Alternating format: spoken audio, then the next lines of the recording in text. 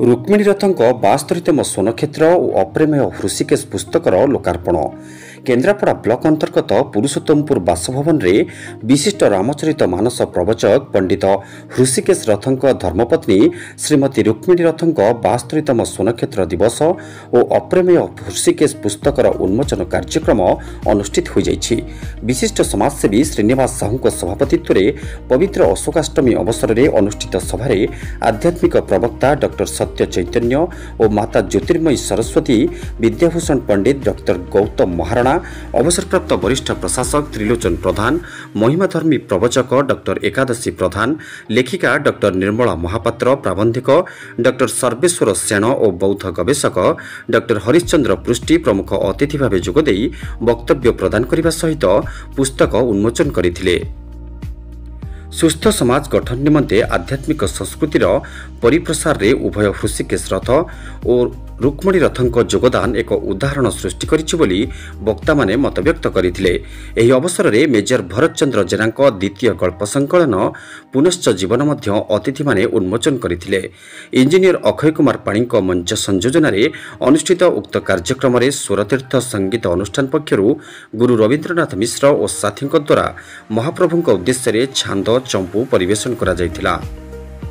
अप्रेमेय हृषिकेश पुस्तक पंडित रथଙ୍କ व्यक्तित्व और सामाजिक स्वीकृति आधारित आलेख्य समूहर लेखक पंडित विजय कर, श्रीधर भोल, डॉक्टर इम्तियाज बेग, भारत भूषण, विजय कुंवर, नृसिंह त्रिपाठी, प्रदीप्त साहू, डॉक्टर मनोरंजन दास, नृसिंह मल्ल, डॉक्टर निरंजन द्विवेदी, हेमंत लेंका, डॉक्टर नीरमणि लेंका, राजकिशोर स्वाही, सरोज साहू, रवि सामल, तपन दत्त, शारदा प्रसाद मिश्र, द्वारिकानाथ सेनापति, त्रिलोचन दास, प्रशांत कर, चित्तरंजन दास अतिथि माने संबर्धना प्रदान करथिले।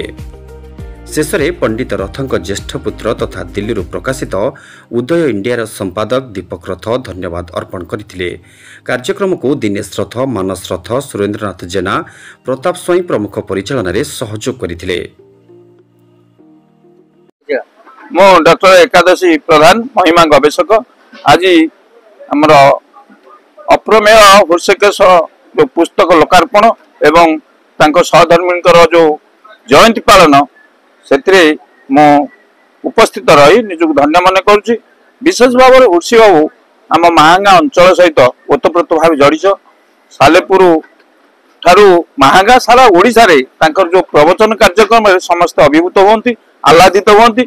विशेष भाव आज जो कार्यक्रम एवं आम अंचल से गोटे गर्व गौरव थिले। से मोर जन्मदिन रे जाई पहुंचते एवं विभिन्न धर्मानुष्ठान कार्य से सभा मंडन करती एवं विशेष भाव में तांकर जो आदर्श शिक्षक एवं तांकर बहु छात्र आज ये जोग देते।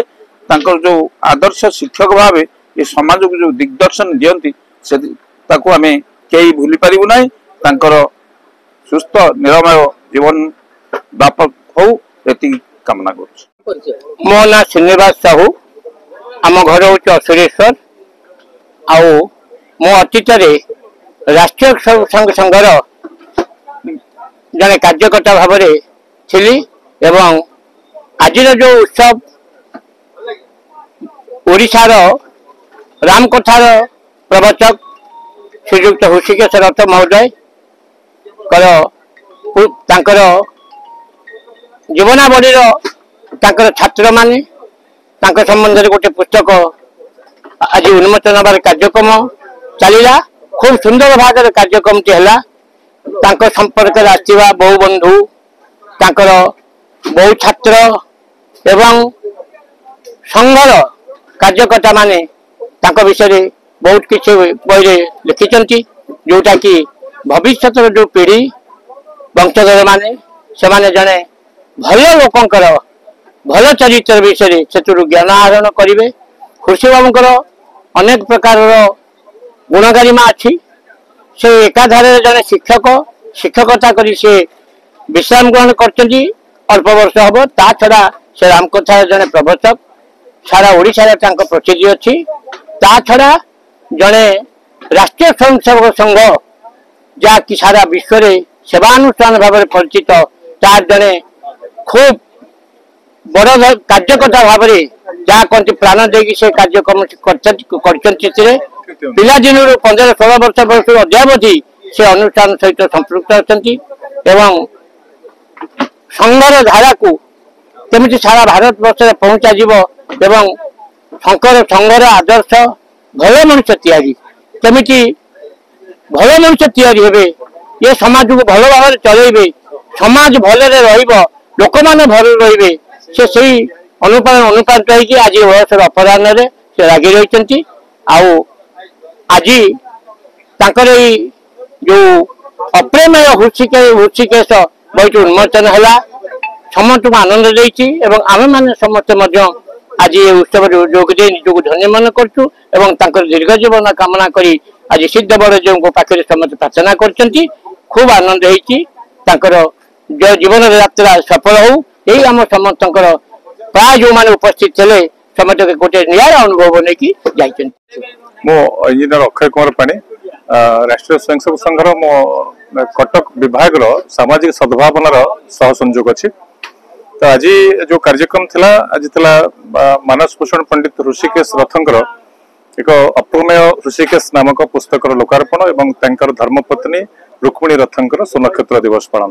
ଏଠି ମୁଁ କହି ରଖେ, ବେଳେ ବେଳେ ରକ୍ତର ସମ୍ପର୍କ ଠାରୁ ଭାବର ସମ୍ପର୍କ ଅଧିକ ନିବିଡ଼ ହୋଇଥାଏ। ସେହି କ୍ରମରେ ପଣ୍ଡିତ ଋଷିକେଶ ରଥଙ୍କର ବ୍ୟକ୍ତିତ୍ୱକୁ ଯେତେବେଳେ ଆମେ ଆଲୋଚନା କରୁ, ସେତେବେଳେ ଆମକୁ ଅନୁଭବ ହୁଏ ସେ ଗୋଟେ ବ୍ୟକ୍ତି ନୁହନ୍ତି, ସେ ଗୋଟେ ଅନୁଷ୍ଠାନ।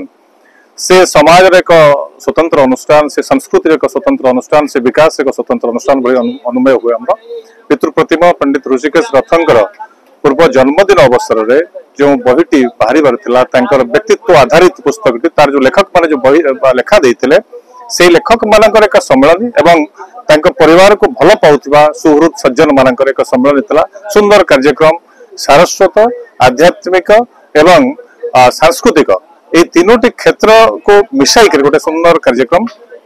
ये कार्यक्रम बहुत मजा समस्त नेले, आध्यात्मिक मजा नेले, सारस्वत मजा नेले एवं सामाजिक मजा मत समस्त नेले। यही प्रकार कार्यक्रम समस्त हवा उचित। बयस अधिक होगा पर समस्त परिवार निजर पितामाता जन्मदिन यहीपरि पालन हेले भारतीय संस्कृति पुनरुद्धार हो पार विश्वास। मनोज प्रधान, चेयरमैन कलिंग आवासिक विद्यालय। आज मानस भूषण पंडित ऋषिकेश रथंकर एवं धर्मपत्नी जे कि आमर अति प्रिय मौसी तथा रुक्मिणी रथंकर जन्मदिन थिला। ता सहित आज अप्रेम ऋषिकेश जोटा कि पंडित ऋषिकेश रथंक जीवन उपर आधारित समस्त श्रद्धा भल पाउथिबा श्रद्धा करुवा व्यक्ति विशेष माने लेखा समस्ते देइथिले विषय सब लिखिचंती। कहीं पंडित ऋषिकेश रथ से जड़े साधारण मनुष्य नुहंती, भीतर अनेक प्रतिभा अच्छी। समाज पई से अनेक किछि कार्यक्रम करती। राष्ट्रीय स्वयंसेवक संघ सहित कर्मकर्ता हिसाब से तथा जड़े आदर्श शिक्षक हिसाब से पाखर अनेक छात्र छात्री बाहरी जो माने कि बहुत उच्च पदपदवी अच्छा।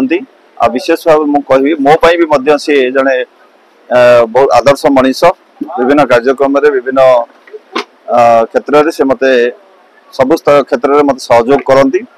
आज जो कार्यक्रम आयोजन कराई प्रकृति में बहुत उच्च कोटीर थिला। एथिरे अनेक गुणी ज्ञानी लोक माने समस्त जोग देइथिले एवं मौसींकर मध्य जन्मदिन भी बहुत आडंबर आयोजन करा जायथिला।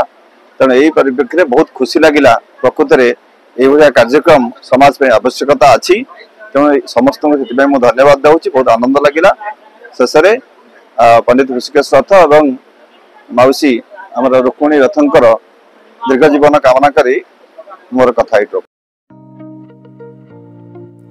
केन्द्रापड़ारू विजय कुमार रिपोर्ट, निर्माण लाइव।